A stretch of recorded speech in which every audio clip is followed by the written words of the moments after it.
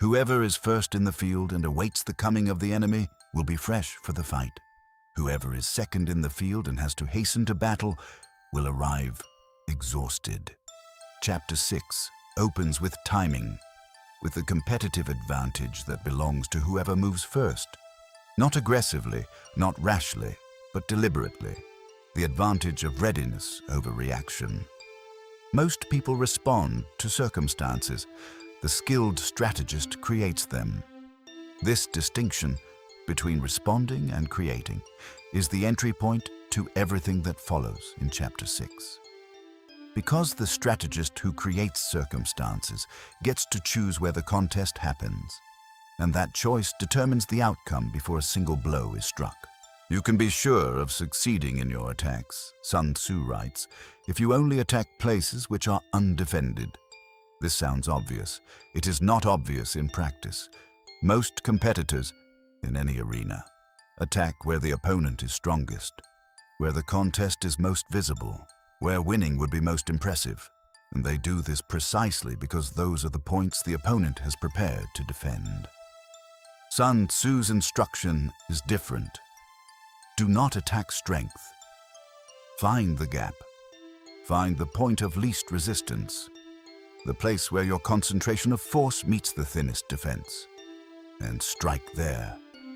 The victory may be less spectacular, but it is more certain, and certainty, not spectacle, is what the skilled strategist is after. Though the enemy be stronger in numbers, we may prevent him from fighting. How? By finding out where he intends to fight and not being there, by making him spread his force across every possible point of attack, and then concentrating ours at one. Sun Tzu states this as mathematics. If I am able to determine the enemy's dispositions while concealing my own, then I can concentrate, and he must divide.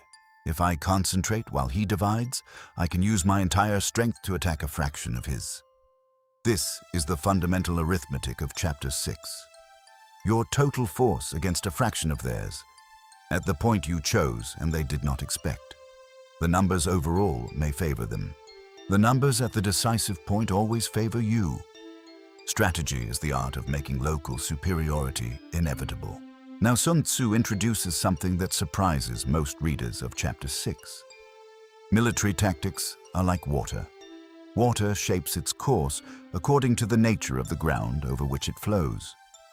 The soldier works out his victory in relation to the foe he is facing.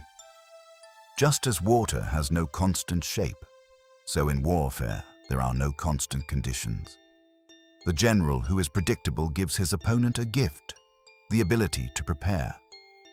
The general who is shapeless, who can adapt instantly to circumstance, who shows no fixed pattern, forces his opponent to prepare everywhere simultaneously, which means being strong nowhere in particular. The water metaphor returns.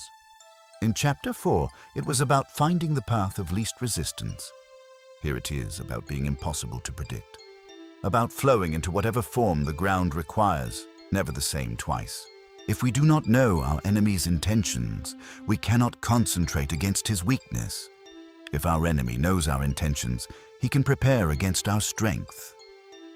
Therefore, Sun Tzu says, all men can see the tactics whereby I conquer, but what none can see is the strategy from which victory is evolved, the visible and the invisible, the tactics that anyone can observe, and the strategic thinking that produced them, which remains concealed. The skilled general reveals enough to engage and conceals enough to decide.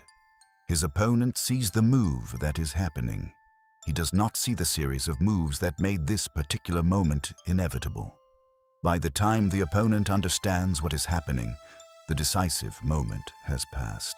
There is no business, no relationship, no creative pursuit, no competitive endeavor of any kind where the principles of Chapter 6 do not apply.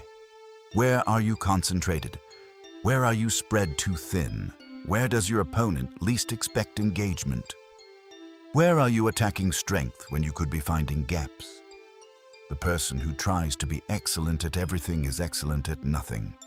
The person who concentrates, who identifies the 1 or 2 points where their force matters most and brings everything there, creates an advantage that general strength cannot match. Be first in the field where it matters. Let your opponent exhaust themselves defending everywhere. And when the moment arrives, when you can see the gap clearly, do not hesitate. The gap closes. The moment passes. The prepared take it. The unprepared watch it go. Chapter 6 is the chapter about finding your point. Not the point where victory would be most impressive. The point where victory is most certain. Not where your opponent is strongest, where they are thinnest, not everywhere at once. Here, now, with everything you have. Sun Tzu understood this 25 centuries ago. Most people are still attacking strength and wondering why it is so difficult.